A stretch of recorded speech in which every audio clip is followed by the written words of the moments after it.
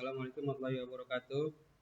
Untuk mahasiswa HES 1 ya, kita lanjut materi yang kemarin. Oke, kita lanjut aja ya. Kita langsung untuk materi selanjutnya yaitu tentang pondasi aksiomatik ekonomi Islam. Apa itu pondasi aksiomatik ya? Kita ingat dulu.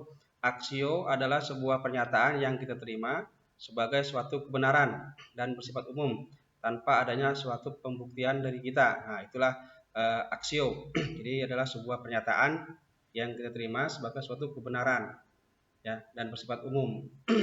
Nah, jadi pondasi ekonomi Islam adalah pembinaan hati manusia atau jiwa manusia menuju jalan yang diridhoi Allah. Nah, jadi dengan nilai keimanan dan jiwa manusia dibentuk menjadi jiwa yang memiliki kesandaran yang kokoh dan taat kepada Allah Subhanahu wa taala.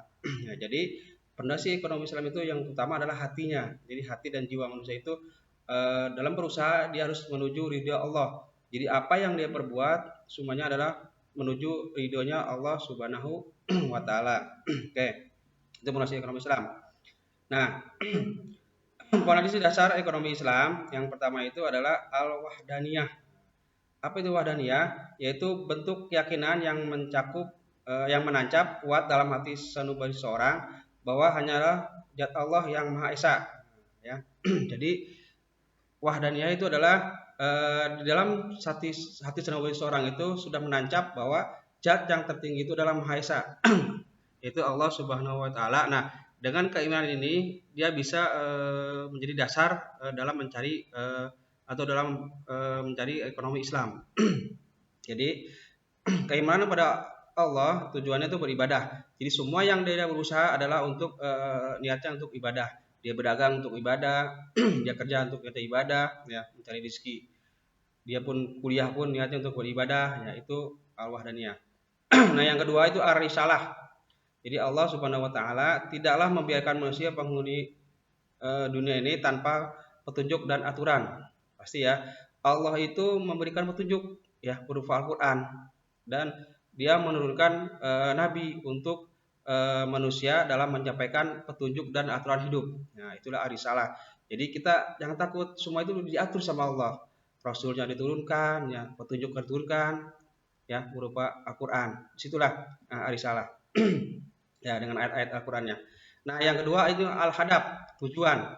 Nah, cita-cita terus seseorang yang beriman dalam mendapatkan makfirah atau ampunan ridha Allah dan rahmat dari Allah Subhanahu wa taala. Ya. Jadi tujuan kita hidup adalah yang utama adalah beriman, ya. Beriman dan mencatatkan makfirah, ampunan dari Allah Subhanahu wa taala. Semua dalam melakukan kegiatan sesuatu itu awalilah dengan bismillah. Jadi semua yang harus kita harapkan mendapatkan makfirah atau ampunan dari Allah Taala sehingga menjadi sebuah keharusan setiap orang itu mengarahkan semua aktivitasnya itu untuk merealisasikan hal ini ya, termasuk dalam bertransaksi keuangan. Jadi dalam transaksi keuangan tujuannya adalah cita-cita adalah untuk mendapatkan ridha Allah semuanya ya. Kita berdagang, bekerja tadi ya, atau kegiatan ekonomi atau apapun, semuanya itu harus ada ridha Allah ya. Semuanya itu harus direalisasikan dalam mendapatkan makfirah ya. Oke. Kita lanjut. Nah, selanjutnya ini ada macam-macam pondasi ekonomi Islam ya. Yang pertama pondasinya keimanan, tauhid ya. Nah, fungsi dan wilayah keimanan dalam Islam adalah pembenahan dan pembinaan hati atau jiwa manusia agar tunduk kepada aturan main. Ini pertama ya. Jadi fondasi keimanan itu dalam ekonomi Islam itu penting ya. Kalau dia sudah iman ya, jadi dalam melakukan sesuatu itu semuanya dia bakal mengetahui mana yang hak, mana yang batil ya. Itu fondasi keimanan. Tauhidnya dulu ditanamkan. Nah, yang kedua, fondasi keislaman, syariat. Fungsi syariat dalam agama Islam adalah mengatur dan memelihara aspek lahiriah umat manusia, Al-Qur'an dan Sunnah sebagai sumber dari syariah Islam. Nah, jadi supaya memuat prinsip-prinsip dasar dalam berekonomi itu semuanya ada fondasi keislamannya itu syariah ya.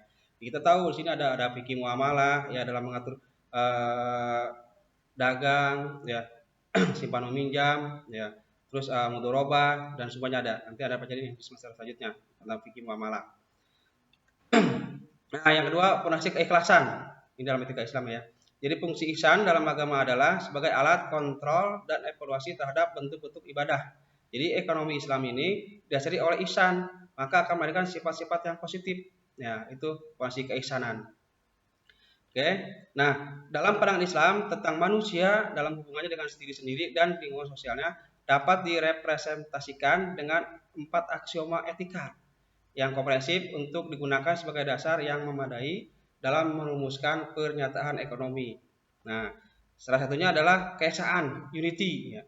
Jadi prinsip keesaan adalah dimensi, jadi dimensi tauhid ya, yang memadukan keseluruhan aspek-aspek kehidupan Muslim, baik dalam bidang ekonomi, politik, sosial, dan agama, serta mementingkan konsep konsistensi dan keteraturan yang menyeluruh.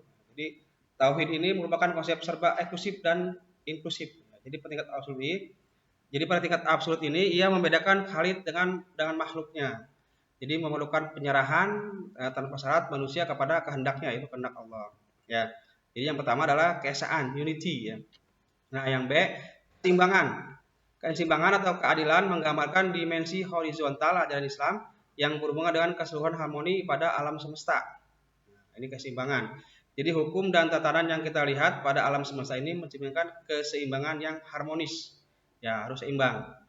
Nah, yang C, ini kebebasan atau free will.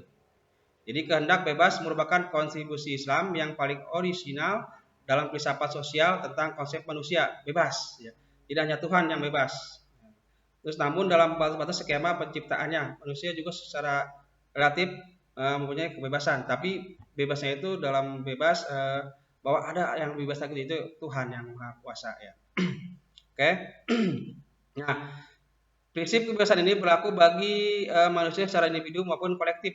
Jadi prinsip kebebasan ini yang dimaksud adalah suatu keyakinan pada diri seorang muslim bahwa di samping memberikan kebebasan kepada manusia untuk memilih jalan baik atau buruk yang ada di hadapannya, tapi Allah juga memiliki kebebasan mutlak.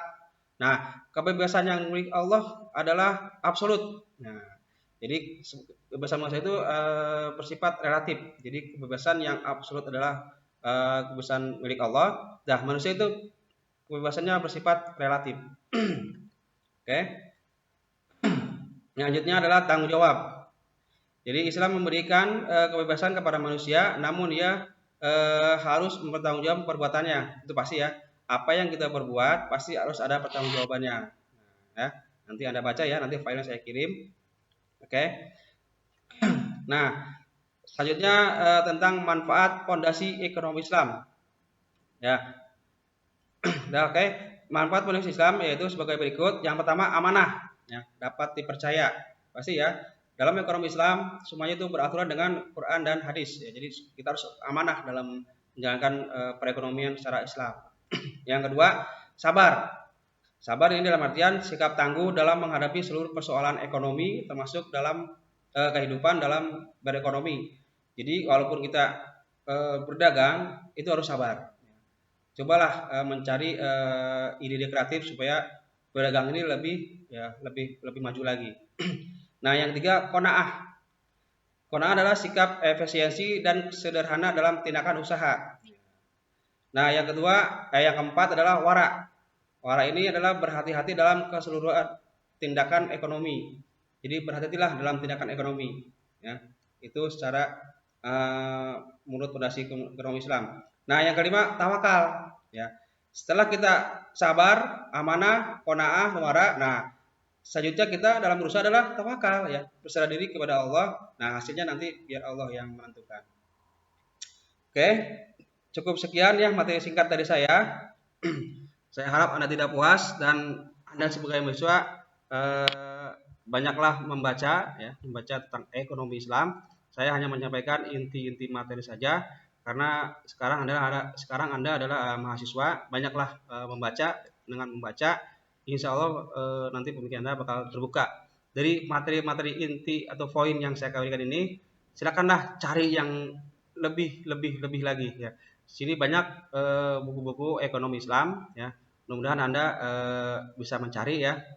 Ya, silakan Google search atau bukunya kan banyak Pak Adi Karim ya. Ada Pak Henny Swendi tentang fikih muamalah ya, itu banyak. Silakan ya Anda baca. Cukup sekian materi singkat dari saya karena keterbatasan waktu. Assalamualaikum warahmatullahi wabarakatuh.